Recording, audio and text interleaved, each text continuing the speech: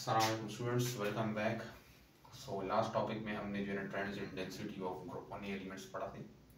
आज जो हमारा टॉपिक है जो कि है रिएक्शंस के बारे में, जिसमें फर्स्ट ऑफ ऑल जो रिएक्शन है वो है रिएक्शन विद वाटर, यानी ग्रुप वन के एलिमेंट्स जब वाटर के साथ रिएक्ट करेंगे तो वो किस तरह रिएक्ट करेंगे, उसकी तरफ हम देखते हैं। सो हमने आयोनाइजेशन एनर्जी के जो पहले जो टॉपिक्स हैं, जो डिटेल टॉपिक है आयोनाइजेशन एनर्जी का, उसमें भी हमने एक बात पढ़ी थी। ग्रुप वन के जो एलिमेंट्स हैं, ग्रुप वन के, वो क्या है हमारे पास, रिड्यूसिंग एजेंट्स हैं। रिड्यूसिंग एजेंट्स हैं यानी कि इनकी जो रिड्यूसिंग पावर है वो बहुत ज़्यादा है। पूरे पीरियोडिक टेबल में सबसे ज़्यादा रिड्यूसिंग एजेंट्स कौन है, सबसे ज़्यादा रिड्यूसिंग पावर किसकी है, ग्रुप वन ए एलिमेंट्स की है। So what is this reducing power, यानी कि इलेक्ट्रॉन लूज करने की एबिलिटी। ये ग्रुप जो है ग्रुप वन, ये बहुत इजीली इलेक्ट्रॉन को लूज कर लेता है। क्योंकि ग्रुप वन के जो एलिमेंट्स है, इनके वैलेंस शेल में एक इलेक्ट्रॉन होता है। तो जैसे कि एक इलेक्ट्रॉन को रिमूव करेंगे ये स्टेबल हो जाएंगे, इनका ऑक्टेट कंप्लीट हो जाएगा जब ये एक इलेक्ट्रॉन को लॉस करेंगे। तो इसलिए इनकी कोशिश होती है कि हम जल्द अज जल्द इस इलेक्ट्रॉन को लूज कर लें। सो दैट्स हम इसको ना रिड्यूसिंग, गुड रिड्यूसिंग एजेंट कहते हैं। तो अब आप पूछेंगे भाई इसका रिएक्शन ऑफ वाटर के साथ क्या ताल्लुक है।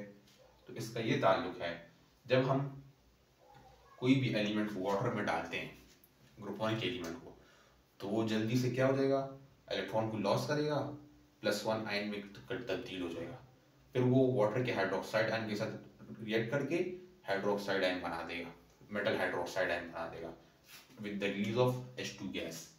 तो ये हम देखते हैं इसका जनरल फार्मूला किस तरह होता है। लेट्स से हमारे पास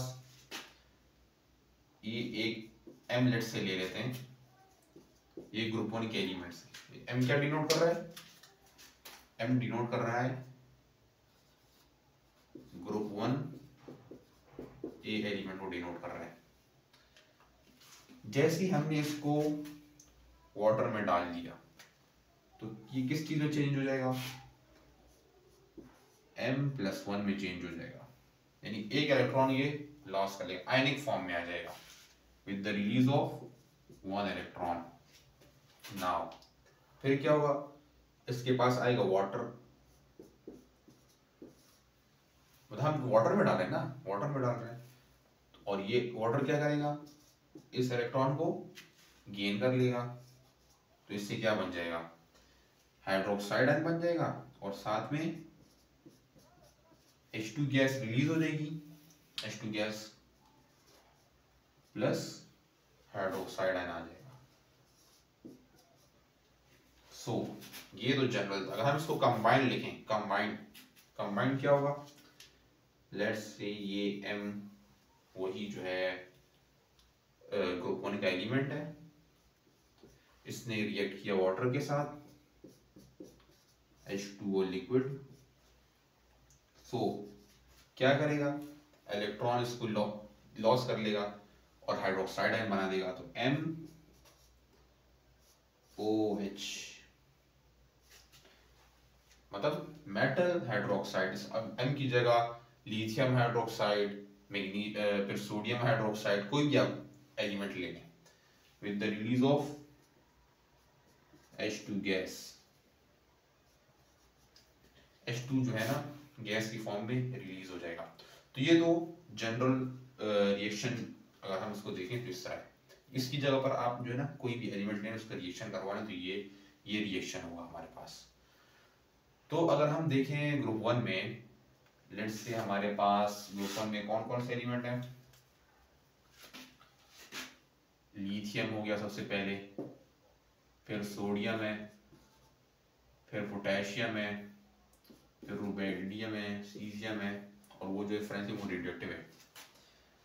लिथियम सबसे टॉप पर है, तो जो सबसे टॉप पर है वो, उसका साइज स्मॉल है,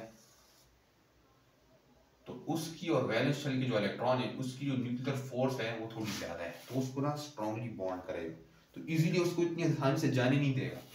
तो इसलिए इस लिथियम का जो रिएक्शन होता है वाटर के साथ लिटिल बिट स्लोली होता है, स्लो रिएक्शन होता है बनिस्बत और के।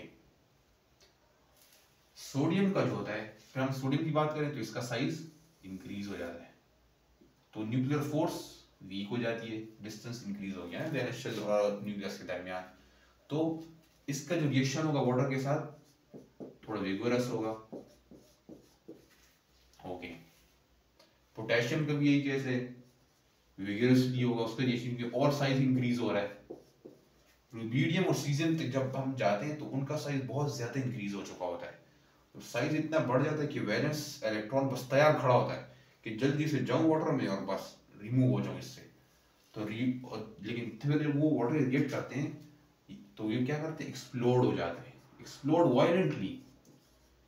मतलब अगर आप इसकी प्रैक्टिकल एग्जांपल देखेंगे, मैंने एक जगह एग्जांपल देखी थी, वाटर में जो ना, वाटर में एक शीशे का गिलास दिया हुआ था, शीशे का गिलास, उसमें ना वाटर था और रुबिडियम या सीजियम को उन्होंने उसमें डाला, तो वो रिएक्शन इतना वायलेंटली और इतना एक्सप्लोसिव रिएक्शन हुआ ना कि वो जो शीशे का गिलास था वो भी साथ में टूट चुका था।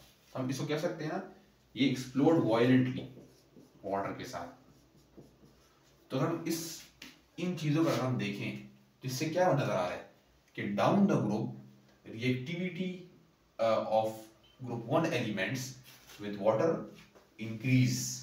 देखिए रिएक्टिविटी इंक्रीज हो रही है ना, पहले रिएक्शन स्लो हो रहा था, फिर विगरस हो गया, फिर और ज्यादा विगरस हो, फिर यहाँ इस हद तक चला कि एक्सप्लोड हो जाए।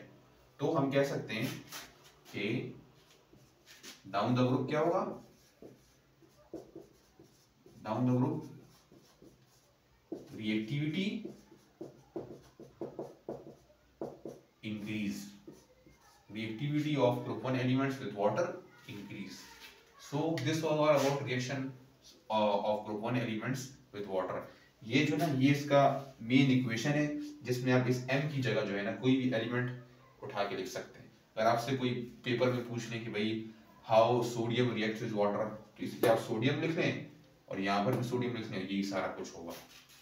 ओके, सो आई होप सबको क्लियर हो चुका है ये टॉपिक। मिलते हैं नेक्स्ट लेक्चर में। अल्लाह हाफिज़।